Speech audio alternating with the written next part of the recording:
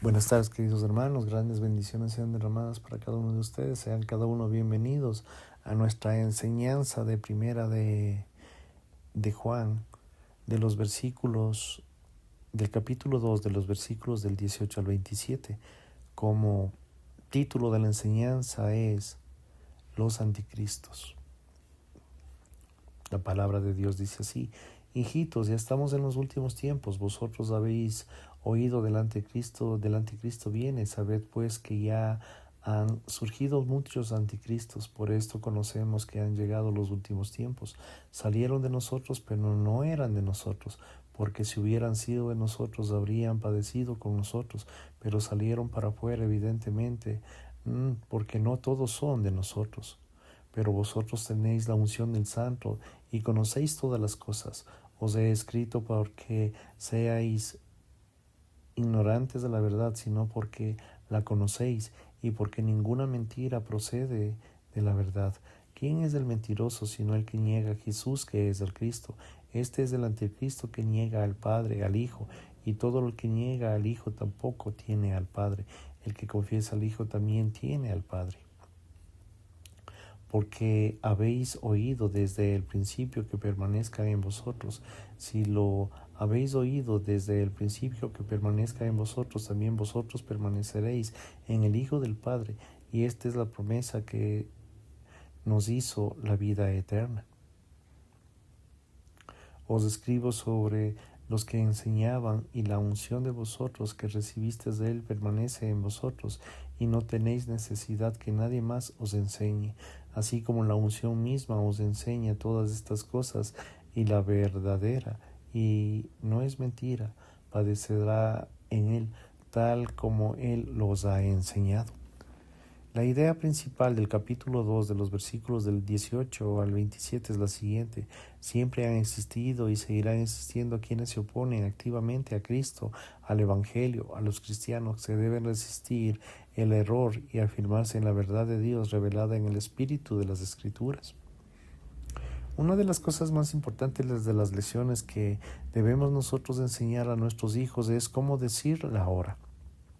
Esto se debe a que vivimos en una cultura consciente del tiempo, mientras que la gente en muchos otros países del mundo se preocupa mucho más por los plazos, las fechas. Nosotros estamos bastante obsesionados con ellos. Llegar a tiempo no está de moda, pero llegar tarde a menudo puede resultar muy caro. De igual manera, el apóstol Juan le preocupaba que pudiéramos discernir el tiempo. Sin embargo, lo que le preocupaba no era la mención cronológica del tiempo, es lo que se considera la primera importancia, era de la observación espiritual. Esto es de interés, no era el tiempo como se mide el hombre, sino como lo mide Dios. La forma que el Señor cuenta el tiempo es una importante cuestión teológica que deberíamos interceder en el corazón y ocupar la mente de todo seguidor en Jesucristo. Se podrá dar cuenta de tal como Dios cuenta el tiempo en última hora, verso 18. El tiempo se acaba a la medianoche, está a punto de llegar. ¿Cómo sabemos esto? Según Juan, ha aparecido pruebas inequívocas de los anticristos han entrado en escena. La palabra anticristo, del griego anticristos, tiene una facilidad de impactar con maravilla, asombro, incluso miedo en nuestros corazones. Y en cierto sentido así debe ser, pero todas las extrañas y descabelladas especulaciones que surgen cuando la mencionamos, el anticristo, absolutamente esencial que tengamos una comprensión bíblicamente equilibrada de quiénes son los anticristos y qué hacen. En nuestro texto, Juan podría ante nosotros tres importantes lecciones que equipan tanto para reconocer como para demostrar que estos archienemigos del verdadero Cristo, nuestro Salvador, el Señor Jesús, es la hora de amarrarse y estar listos para una batalla, un conflicto espiritual que es inevitable. En el versículo 18, el apóstol Juan no busca una pelea, sin embargo, no huirá de cuando aquellos de los que amaba, cuidaba y estaban en peligro que se les lastimase. En el versículo 22 se les engaña, en el versículo 26 Una vez más se dirige a los lectores como hijitos. Es un término de cariño y afecto tierno. Tampoco es un recurso literario que utiliza para introducir un nuevo tema. Aquí es el tema la última hora. En la aparición de muchos anticristos, la palabra anticristo significa contra Cristo o en el lugar de Cristo. La idea principal en este caso, en estos enemigos, está contra Cristo. Solo Juan utiliza este llamado término y únicamente en 4 pasajes de sus cartas. Primera de Juan 2:18, 22, capítulo 4, verso 3, y segunda de Juan, verso 7. Aunque Juan parece haber acuñado la palabra, no inventó la idea. Daniel llamaba a este rival de Cristo el príncipe de venir, Daniel 2:27. Pablo lo llama el hombre de pecado, segunda de Tesalonicenses 2:3. Juan lo descubriría como la bestia del mar en Apocalipsis 13 del 1 al 10. Este texto del apóstol señala varias variedades importantes sobre la némesis espiritual. Juan dice al principio y al final del verso 18, es la última hora. Es crucial que entendamos lo que significa el término si queremos desarrollar una escatología adecuada. Observe que Juan dijo que era la última hora, que casi 2000 años. La frase significa todo el periodo de tiempo entre la primera y la segunda venida de Cristo. Esta es la enseñanza que consiste en un Nuevo Testamento. Obsérvenlo si el siguiente pasaje. Más bien, esto es lo que dijo el profeta Joel. Dios ha dicho que estos son los últimos días, derramaré de mi espíritu sobre toda la humanidad, sobre los hijos, las hijas de ustedes que profetizarán. Los jóvenes tendrán visiones y los ancianos tendrán sueños. Hechos 2, versículos 16 y 17. La última hora evoca en un sentido de una eminencia urgente a venir y vivir quienes siguen a Cristo durante cualquier época. Vivimos en un tiempo en el cual los anticristos, en plural, están activos. Esta actividad aumentará aunque el anticristo venga al final de la última hora. Jesús mismo nos advirtió de todo esto en Mateo 24, capítulo 4 y 5. Mateo 24, 25. A medida que el evangelio se extendiera, también lo hará la falsa enseñanza. Mientras los misioneros de Cristo salen a las naciones, también lo harán los misioneros de Satanás, llamados anticristos. Estamos comprometidos en una guerra universal por las almas de los hombres. Curiosamente, no podrían haber cristianos si no hubiera un Cristo verdadero. Incluso la venida de ellos es un testimonio de la venida de Jesús. En primera de Juan 4:3 el apóstol habla del espíritu del anticristo. En nuestro contexto, en el capítulo 2:22, deja claro que consiste en el espíritu, que son mentirosos y que niegan a Jesús, el Mesías, y la estrategia es engañosa y seductora.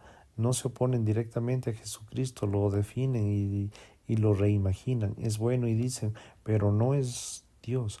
Puede ser el Hijo de Dios como nosotros podemos ser los hijos y las hijas. Enseñan, pero no es Hijo de Dios. Pueden que haya muerto en la cruz como un mártir, afirman, pero murió como un Salvador. El espíritu del anticristo siempre minimiza a la persona de la obra de Cristo, destruye su deidad y rechaza la obra expiatoria. El espíritu del anticristo piensa y luego enseña incorrectamente con respecto a quién es Jesús y qué es lo que ha hecho. El centro del cristianismo es la persona y la obra de Jesús de Nazaret, el eterno y divino Hijo de Dios. Si usted se equivoca en esto, se equivoca en casi todo lo demás. Este es el espíritu de los anticristos y tratará de llevar en el camino del error espiritual, que es un callejón sin salida teológico. Juan hace una importante distinción entre muchos anticristos que ya están aquí. El anticristo vendrá al final de la era, un superhombre de Satanás que aparecerá algún día, el favorito del diablo, para hacer una gran entrada en algún momento en el futuro. Este falso Cristo vendrá a la escena de la historia del mundo y sorprendentemente en toda la tierra se maravillará y lo seguirá. Satanás habitará en él y dará su poder y su trono de la autoridad. Apocalipsis 13, versículos 2 y 3. La Biblia enseña que las naciones incluso le adorarán como Dios. Apocalipsis 13, 4. Ahora la pregunta, ¿cuándo va a venir? Podría estar vivo ahora mismo. Hace varios años el Newsweek informó que el 19% de todos los norteamericanos, el 50% quienes aceptan la profecía bíblica, creen en el anticristo y está vivo hoy. Si está vivo o no, yo no puedo y no quiero y no debo especular, ni tampoco usted. Eso es asunto de Dios. Así que si el que vendrá, el espíritu del anticristo está vivo y en acción. Por lo tanto, esté atento a los ataques de las señales bíblicas sobre Cristo, pues este es el único que nos salvará. En los versículos de 1 de Juan 19, del 22 al 23, los mayores peligros de la iglesia del Señor Jesucristo provienen siempre desde dentro, no fuera. Satanás es un maestro engañador y la estrategia que sabe que se despliega como un caballo de Troya espiritual puede hacer un daño serio si se lo interpreta. El cuerpo de Cristo, sin embargo, es una vez dada y está hecho en los anticristos, deja el campo de batalla espiritual y llevará con ellos cautivos los que pudieran. Eventualmente revelarán la personalidad, la lealtad de los verdaderos y la salida será casi siempre dolorosa y ocasión del tremendo dolor. No obstante, es esencial para la salud y la vitalidad de la iglesia. Hay algunos que comparten durante un tiempo nuestra compañía terrenal, pero no comparten nuestro camino celestial. ¿Cómo se puede ver que estos abandonen una señal tan clara que puede ser y puede empezar en una formación que forma parte de nosotros? En el versículo número 19, la perspectiva de la prueba de la posesión de la dirección de la hermandad da evidencia a una fe deficiente y esa es ciertamente la perspectiva de Juan. Contraste entre ellos y nosotros en el versículo 19 es sorprendente. Este texto original de ambas palabras aparecen 5 veces. Hay 2 grupos espirituales, tal y como se ve Juan en nosotros y en ellos. Se puede hacer varias observaciones sobre cada uno. Primero, el grupo de ellos no prevaleció, se fueron, se alejaron de nosotros. Lo más probable es que se trata de una salida voluntaria y no de una comunión, aunque ambas cosas son ciertamente posibles. Segundo, la salida muestra que nunca fueron realmente parte de nosotros, independientemente de lo que alguna vez fueron, profesaron en nuestras palabras, nunca fueron realmente salvos, nunca experimentaron nuestro nacimiento de la generación. Estaban y están perdidos. El grupo de nosotros, en cambio, permanece en la comunión que persevera.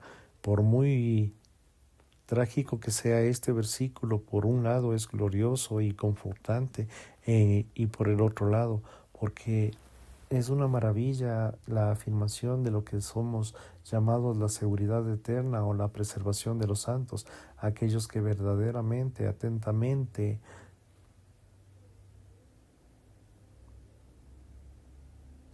respetan y llevan y pertenecen a nuestro Señor Jesucristo, pertenecen a Él, como dice en Judas 1, somos guardados para Cristo.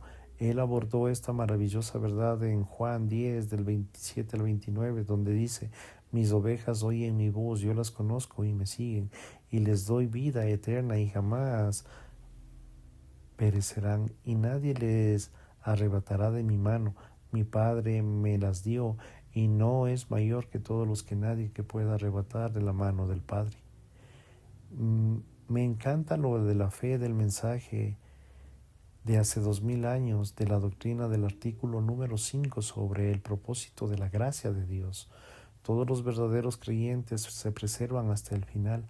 Aquellos quienes Dios ha aceptado a Cristo y ha santificado por su Espíritu jamás caerán al estado de la gracia, sino que se preservarán hasta el final. Los creyentes pueden caer en el pecado por negligencia o tentación, por lo cual contristan al Espíritu, menosprecian sus virtudes y bienestar y traen reproche a causa de Cristo y juicios temporales sobre sí mismo. Sin embargo, ellos serán guardados por el poder de Dios mediante la salvación por fe. De los versículos 22 y 23, por favor.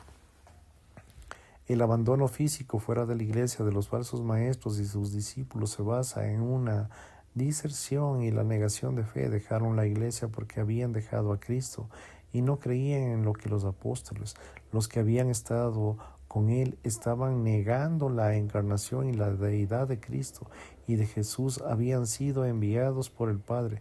Su rechazo al testimonio bíblico y apostólico sobre Jesús fue personal y espiritualmente desastroso.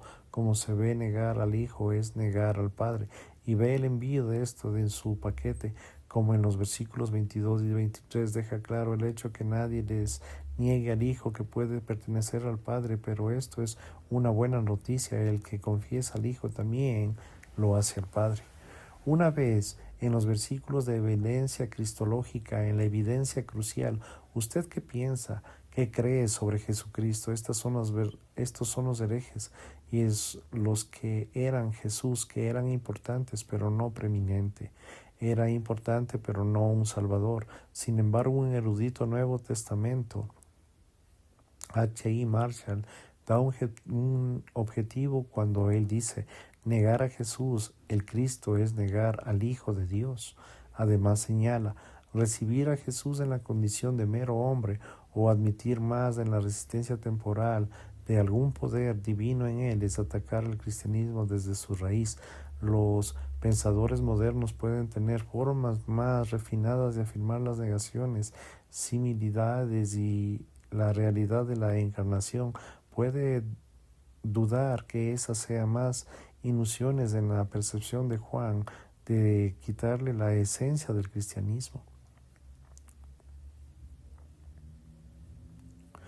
Friedrich Shakespeare, de 1768 a 1834, el padre de la teología liberal moderna, ofrece una interpretación adopcionista de Jesús y destaca como es escandalosa la idea de que Jesús fuese hijo del eterno Dios hecho hombre, en la que se distinguía a Cristo de los otros seres humanos. Era la conquista potencial de la conciencia de Dios, que era una verdadera existencia de Dios en él. Para este autor, Jesús era un hombre lleno de Dios, un hombre intoxicado por Dios, pero no el Dios hombre. El teólogo liberal John McKeer dice: Jesucristo preexistió en la mente y en el propósito de Dios y dudó hasta que haya ido a buscar otro tipo de preexistencia. El pluralista religioso John Hick dice: vemos a Jesús, a un ser bueno, extraordinario, abierto a la influencia de Dios y por lo tanto vivirá a medida extraordinaria como agente de Dios de la tierra encarnado. El propósito divino de la humanidad así encarnó. El ideal de la humanidad que vive de la apertura y la respuesta de Dios al hacerlo. Encarnó el amor que refleja el amor divino. Tristemente, muchos de estos falsos maestros modernos y otros como han dejado de la fe, han buscado permanecer en la hermandad. Su veneno mortal continúa infectando el cuerpo de Cristo con sus mentiras. Juan nos ha dado una manera de identificarlos. Debemos tener el valor de exponerlos, aunque nos duela hacerlo. Siempre de mejor estar divididos en la verdad, de estar unidos en el error. En primera de Juan, capítulo 2, de los versículos 20 al 21, del 24 al 27, proliferan los anticristos. Estos falsos maestros podrían desanimarnos fácilmente. Después de todo, son peces pesados intelectualmente, armados con argumentos y personalidades persuasivas, y nos deja muy claro que Juan y el compromiso de nuestra derrota. Sin embargo, no debemos perder la esperanza. En primera de Juan 4:4 nos promete: hijitos míos, ustedes son de Dios y han vencido a los falsos profetas, porque mayor es aquel que está en ustedes que el que está en el mundo. Juan nos recuerda que tenemos un doble arsenal que Satanás, los anticristos, los mentirosos, los engañadores no pueden resistir. Uno es la unción del Espíritu Santo, otro es la palabra de Dios.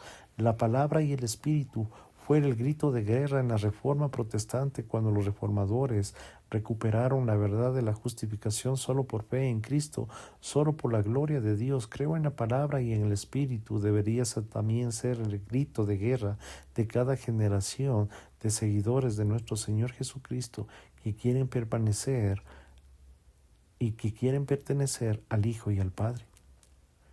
Por favor, en el capítulo 2 de los versículos del 20 al 21 y 27, quien nos remitió pertenece a la enseñanza de los apóstoles en la comunidad de la fe, versículo 19.